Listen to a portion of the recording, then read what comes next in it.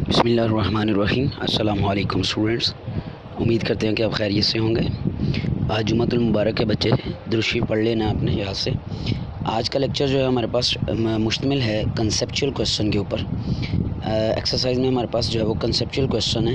Exercise हम कर रहे हैं सेकंड चैप्टर की, तो क्वेश्चन तो हमारे पास शॉर्ट क्वेश्चन कल मुकम्मल हो गया। आज का कंसेप्चुअल क्वेश्चन हम सीखेंगे। पहला क्वेश्चन देखें क्या है।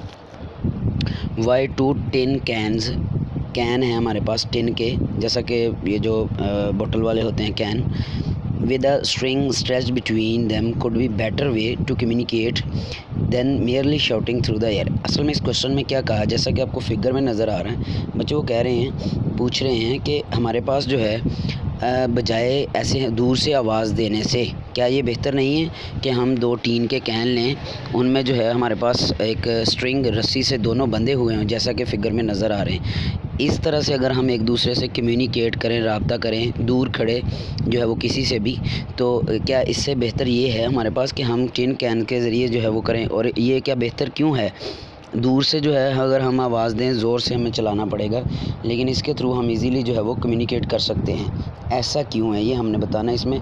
तो बच्चे देखें इसमें हमारे पास रीज़न क्या है इसके अक्रॉस जो है वो हमारे पास रीज़न यही है जो हमने पढ़ी थी। हमारे पास मैटर की 3 स्टेट्स हैं, सॉलिड, लिक्विड, गैस।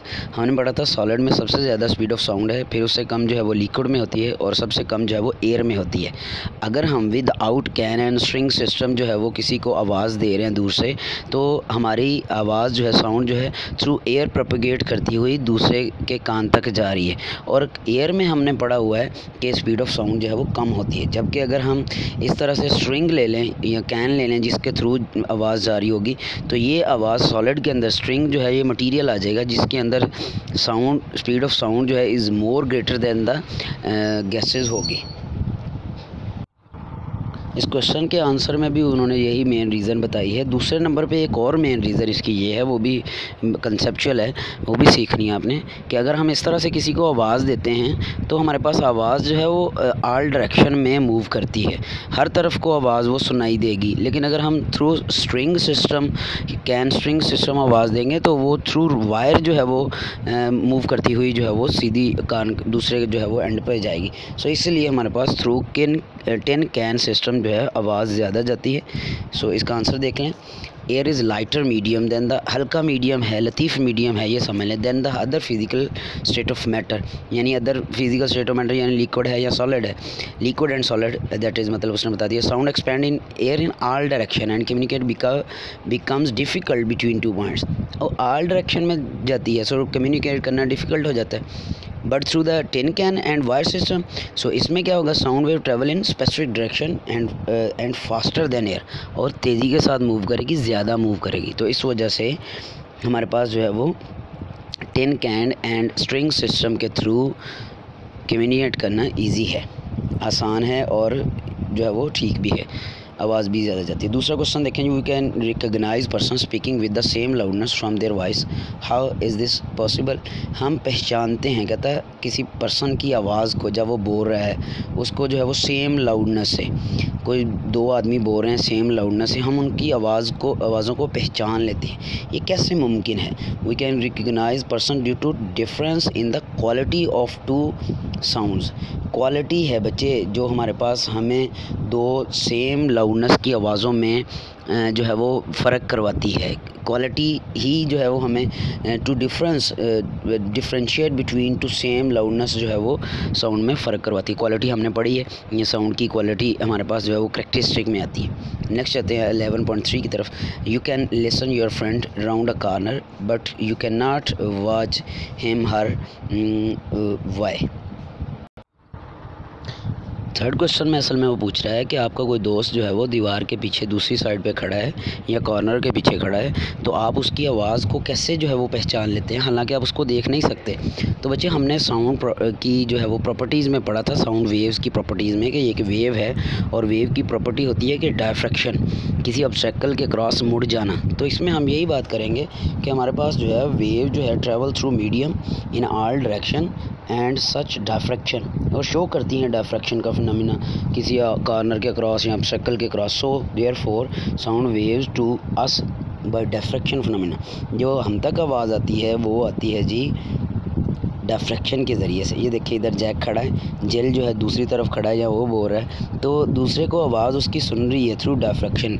डिफ्रैक्शन क्या है, ये बात हमने पहले भी पढ़ी हुई वेव्स के लिए कि लाइट वेव्स का, वाटर वेव्स का, साउंड वेव्स का किसी ऑब्स्टेकल के अक्रॉस मुड़ जाना या फैल जाना, उसके टकरा के जो है वो फैल जाने को हम ये डिफ्रैक्शन बोलते हैं। सो डिफ्रैक्शन की वजह से हम उसको देख तो नहीं सकते, लेकिन डिफ्रैक्शन की वजह से हम उसकी आवाज़ को सुन सकते हैं। नंबर 4 देखें जी, why must the volume of a stereo in a room with wall to wall carpet be tuned higher than in a room with a wooden floor. कहता है एक स्टीरियो है, स्टीरियो ऐसे समझ लें हमारे पास जो है म्यूज़िक का आला है, ये एक जो म्यूज़िक जो है वो बजाता है, समझ लें म्यूज़िक की आवाज़ आती है इसमें से।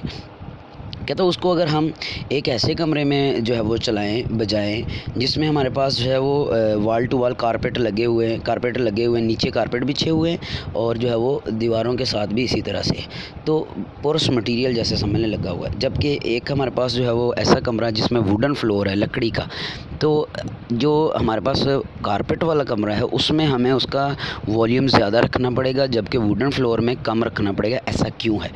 तो बच्चे ये हमने पढ़ा हुआ है, साउंड वेव्स की प्रॉपर्टीज़ में से ही आता है कि अब्जॉर्प्शन जो है, पोरस सॉफ्ट जो मटेरियल होता है ये साउंड को ज़्यादा अब्जॉर्ब करता है, जबकि हमारे पास जो लकड़ी है जैसे सॉलिड मटेरियल होते हैं ये आवाज़ को ज़्यादा रिफ्लेक्ट करते हैं। सो इसका आंसर देखें, volume of a stereo in a room with wall to wall carpet must be tune higher because absorption of sound is maximum in porous and soft surface.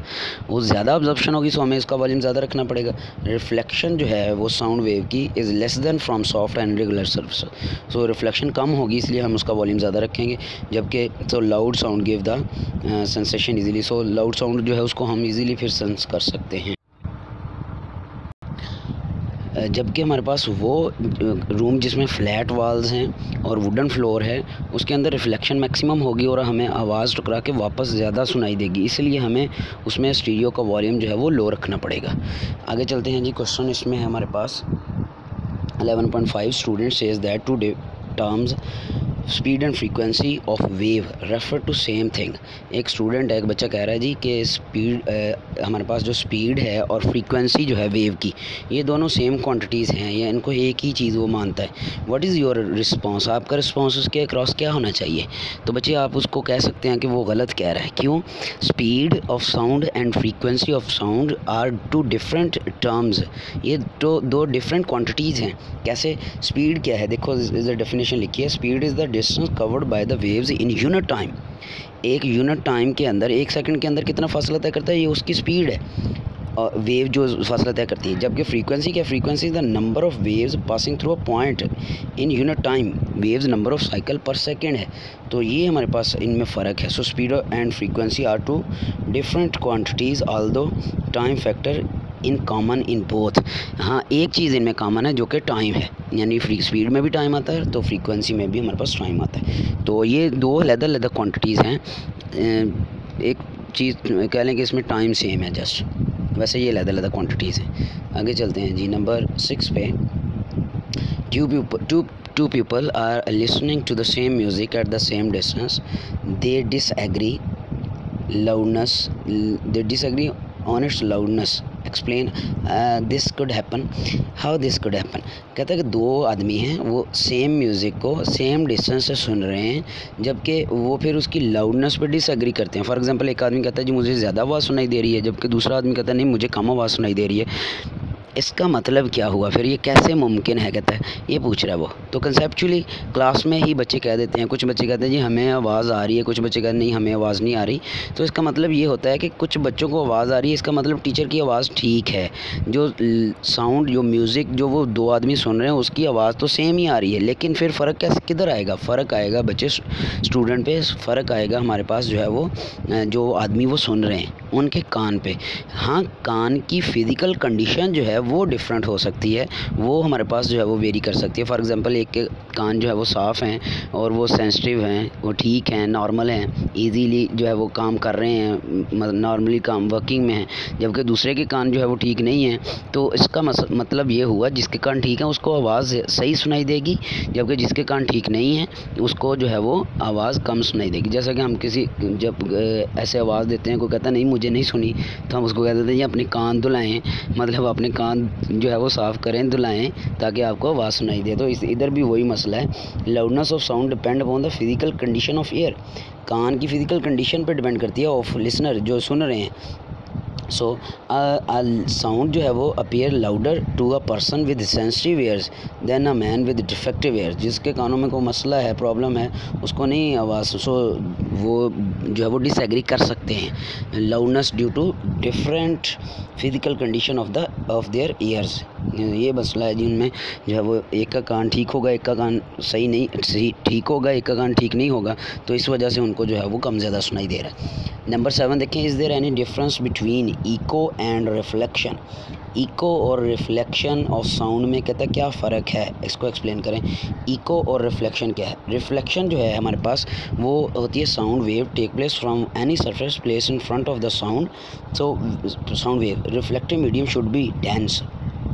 Reflective ये होती है कि हमारे पास साउंड वेव्स के रास्ते में कोई रुकावट रख दें तो वो डेंस होनी चाहिए, मतलब ऑब्जर्प्शन ना उधर, तो वो जो साउंड वेव है वो जाके टकराएं और वापस आ जाएं, ये रिफ्लेक्शन है। जबकि इको क्या है? इको के लिए हमारे पास जो है ये कंडीशंस हैं वो होंगी तभी हमें इको सुनाई देगी। ये दोनों सेम चीज़ें नहीं है। Echo and reflection are two different terms. Distance between listener and reflection surface should be at least 17 metre. अगर ये 17 मीटर डिस्टेंस होगा तब हमारे पास इको सुनाई देगी, अदरवाइज इको नहीं सुनाई देगी। फिर टाइम डिफरेंस जो है ओरिजिनल साउंड और इको में वो कितना हो जाए, 0.1 सेकेंड का फ़र्क होना चाहिए।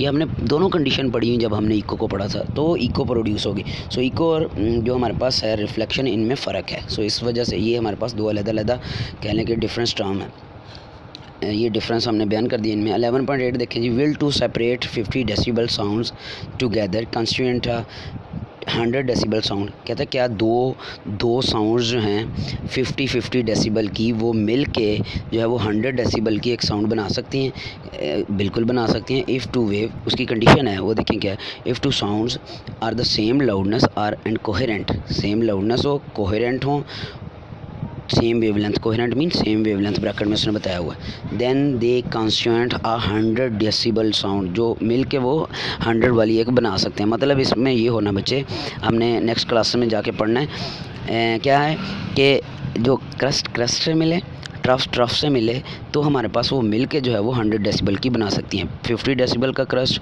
50 डेसिबल के क्रस्ट से मिला तो 100 डेसिबल हो गए, एम्पलीट्यूड बढ़ जाएगा। और 50 डेसिबल का ट्रफ जो है 50 डेसिबल के ट्रफ दूसरी वेव के ट्रफ से मिलेगा तो वो भी 100 डेसिबल का ट्रफ बन जाएगा। आखिरी देखें जी, uses of ultrasound useful in medical field. हमारे पास जो है वो मेडिकल फील्ड के में अल्ट्रासाउंड के जो है वो यूजेस बताने, हमने ये पढ़ा जब हमने लास्ट टॉपिक अल्ट्रासाउंड पढ़ा, उधर उसकी हेडिंग पढ़ी यूजेस ऑफ अल्ट्रासाउंड। वही आपने बच्चे इसमें क्वेश्चन जो है वो पुट कर देना, इसके आंसर में उसके यूजेस लिख देने हैं मेडिकल के अंदर कि हम इससे जो है वो डिजीज़ की तशख़ीस करते हैं, डायग्नोज द डिजीज़। फिर इसके अलावा जो है वो जो टिश्यूज़ होते हैं, डैमेज टिश्यूज़ जो होते हैं, उनको ख़त्म करने के लिए हम ये यूज़ करते हैं। फिर इसके अलावा जो है क्लॉट्स, ब्लड क्लॉट्स बन जाते हैं वेंस, आर्टरीज़ के अंदर, वेंस के अंदर, उनको रिमूव करने के लिए हम अल्ट्रासाउंड का यूज़ करते हैं। फिर इसके अलावा जो है वो इंटरनल स्ट्रक्चर जो है बॉडी का, किसी ऑर्गन का देखने के लिए कि नॉर्मली वर्किंग में है या नहीं, हम अल्ट्रासाउंड का यूज़ करते हैं। तो ये मैंने तो आपको थोड़े थोड़े बता दिए हैं फिंगर टिप पे, ये आपने याद रखने हैं। वैसे आपने इसको जो है वो उधर टेक्स्ट बुक से आपने कर लेना। तो बच्चे ये हो गए आपके कंसेप्चुअल क्वेश्चंस। ये तकरीबन 9 क्वेश्चन है, ये आज आपने अच्छी तरह तैयार कर लेने हैं। नेक्स्ट जो है आगे हम जो है इसके न्यूमेरिकल स्टार्ट करेंगे सेकंड चैप्टर के। तो बच्चे कल तक के लिए खुदा हाफिज़, अपना ख्याल रखिएगा, अल्लाह हाफिज़।